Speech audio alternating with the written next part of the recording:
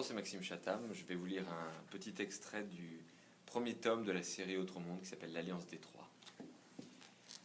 Franklin avait chevauché toute la journée. Il était fourbu et affamé. Avant que le crépuscule ne s'empare des ombres de la végétation, il s'arrêta, ôta la selle de son cheval et le brossa méthodiquement, avant de le laisser paître avec un licol d'une longueur suffisante.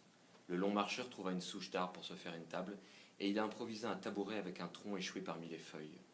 Le plus important quand on bivouaquait était de s'isoler du sol pour ne pas que l'humidité et surtout le froid saisissent le corps. Avec un peu d'application, il parvint à allumer un feu et ne tarda pas à faire cuire une poignée de pâtes dans son unique casserole. Une fois rassasié, Franklin se prépara une couche supplémentaire en posant 2 épaisseurs de tapis au sol. La nuit était bien présente, la faune nocturne avait entamé son concerto. Son cheval, qu'il avait baptisé la Touffe, à cause de sa crinière impossible à peigner, se mit à hennir. « Calme-toi, la Touffe, j'arrive. Qu'est-ce qu'il y a encore? Tu t'es fait une frayeur avec un serpent ?» Le cheval était très agité. Franklin ne l'avait jamais vu comme ça. Il frappait le sol de ses sabots et tournait en forçant sur son licol. « Hé, doucement, tu vas te faire mal !» Franklin n'osait s'approcher, craignant que la Touffe ne lui marche dessus ou l'envoie se casser un membre sur un des arbres. Soudain, le nœud du licol se défit et le cheval fut libre. Franklin tenta de bondir sur la corde, mais il ne fut pas assez rapide et la Touffe se précipita au galop entre les troncs. Franklin lâcha une bordée de jurons. Il pouvait dire adieu à son repos tant espéré. Il fallait d'abord remettre la main sur son cheval. Sans lui, le périple n'avait aucun sens. Il faisait très sombre. Il allait commencer par allumer une bougie. Franklin repoussa une fougère pour gagner son bivouac, et une silhouette noire encapuchonnée surgit devant lui. L'adolescent sursauta et poussa un cri. La silhouette était très haute et perchée sur des sortes d'échasses, un peu blanches. Elle se mit à descendre à la manière d'un chariot élévateur pour avoir le capuchon à hauteur du visage de Franklin. 2 paupières s'ouvrirent sur des phares qui balayèrent le long marcheur. « Hé !» s'écria-t-il aveuglé. L'échassier l'examina de son regard perçant, puis ses yeux s'éteignirent et il recula pour laisser passer Franklin. « Qu'est-ce que c'est que ce truc ?» murmura-t-il. Un froissement attira son attention et il découvrit un peu plus loin un grand drap de ténèbres qui flottait à 1 mètre du sol, ondulant sous un vent que lui seul semblait percevoir. Des bras et des mains apparurent comme si elles cherchaient à sortir de la soie. Le drap claqua dans l'air et glissa lentement vers Franklin. Dans l'angle supérieur, une forme commença à émerger. Une longue tête, faite d'arêtes et de cavités, similaire à un crâne de squelette, avec des trous pour les yeux plus pointus que la normale.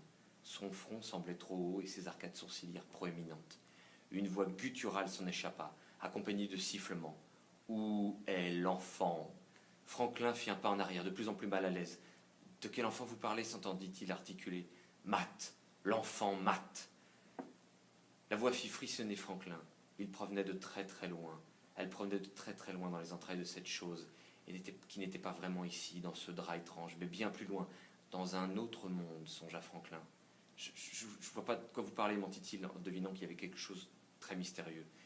Avant même que Franklin puisse réagir, le Rhoperodène fut sur lui. Une 12aine de mains de soie avaient surgi pour le saisir et le soulever. Elles le firent monter pour que sa tête soit face à celle du Rhoperodène. « Où est Matt ?» redemanda la voix caverneuse. Cette fois, Franklin sut qu'il était en grand danger. Il avait affronté des créatures lors de ses voyages, mais jamais aussi terrifiantes que celle-ci. Il a quitté l'île, avoua Franklin. Il est parti pour l'ouest. La tête du Rhoperodène pivota dans le sens des aiguilles d'une montre, puis revint se positionner. « Je sens la peur, cracha-t-il. Je sens le mensonge. » 2 bras se faufilèrent sous le vêtement du long marcheur pour lui toucher la peau. Le contact fut froid, celui de la glace. Celui de la mort, corrigea Franklin en sentant les sanglots de terreur monter dans sa gorge. Parle ou souffre, lui ordonna l'étrange tête de mort.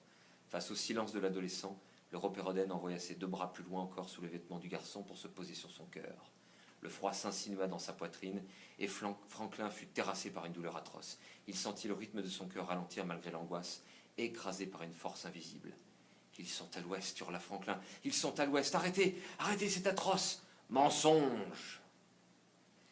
Si vous voulez connaître la fin de ce passage-là et toute la suite du livre, eh bien je vous invite à aller le lire.